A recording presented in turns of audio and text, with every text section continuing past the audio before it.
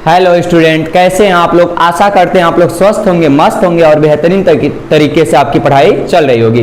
तो हमने अभी आपका पिछले वीडियो में वास्तविक संख्या का प्रश्नावली 1.1 कवर किया है और आज हम आप लोग को पढ़ाने वाले हैं प्रश्नावली 1.2। तो आज हम लोग इस वीडियो में कवर करने वाले हैं प्रश्नावली 1.2, जिसका पहला सवाल है कि सिद्ध कीजिए कि करड़ी में 3 - 1 एक अपरिमेय संख्या है। ऐसे सवालों को कैसे किया जाता है सर, ये तो अपरिमेय संख्या है, फिर हमसे क्यों सिद्ध कराना चाह रहा है कि ये अपरिमेय संख्या है।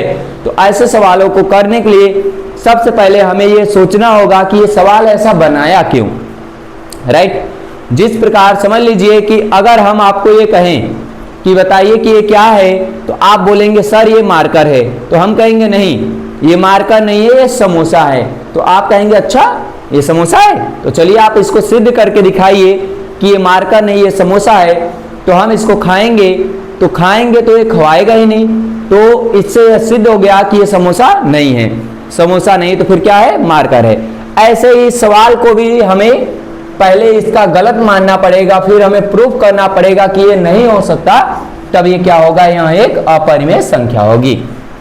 तो चलिए हल में हम इसके आते हैं। तो सबसे पहले हम मानेंगे कि माना करड़ी में 3 - 1 एक परिमेय संख्या है। क्या मानेंगे कि माना करड़ी में 3 - 1 एक क्या है, परिमेय संख्या है।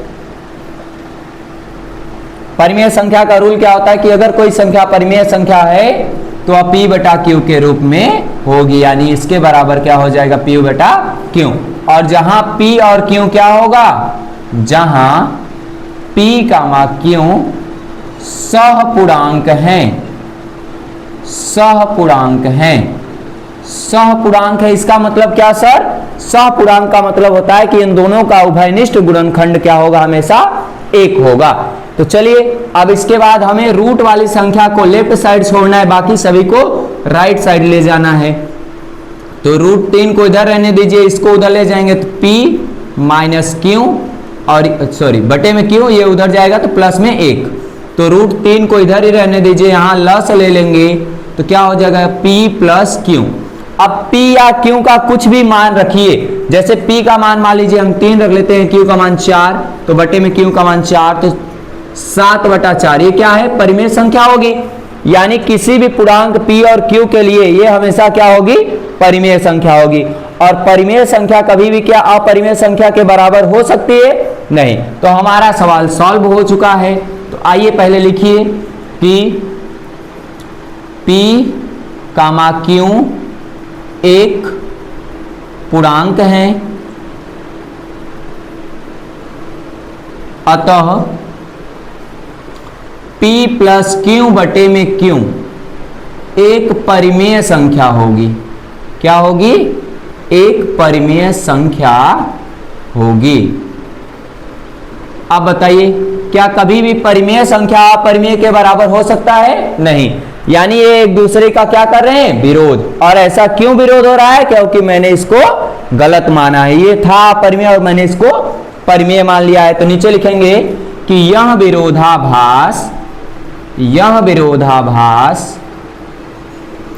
विरोधाभास हमारी गलत अवधारणा के कारण प्राप्त हुआ है, हमारी गलत अवधारणा के कारण प्राप्त हुआ है।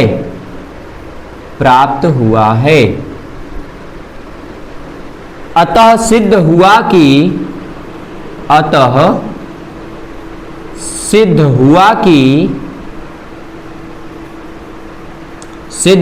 कि करड़ी में 3 - 1 एक अपरिमेय संख्या होगी। क्या होगी, एक अपरिमेय संख्या होगी। क्लियर है। तो इसी तरह से जितने भी रूट और एक परिमेय एक अपरिमेय वाला सवाल होगा तो रूट को हम लेफ्ट साइड छोड़ेंगे, बाकी को राइट साइड ले जाएंगे और इस तरीके से प्रूफ करेंगे कि कौन सा परिमेय है कौन सा परिमेय। अगर परिमेय संख्या और अपरिमेय संख्या एक दूसरे का अपोजिट आ गए तो यानी यह क्या होने लगेगा, एक दूसरे का विरोधाभास। तो हम लिखेंगे यह विरोधाभास हमारी गलत अवधारणा यानी गलत मानने की वजह से हुआ था। ये था अपरिमेय संख्या, हमने इसको परिमेय मान लिया था, इसलिए क्या हुआ, गलत हो गया।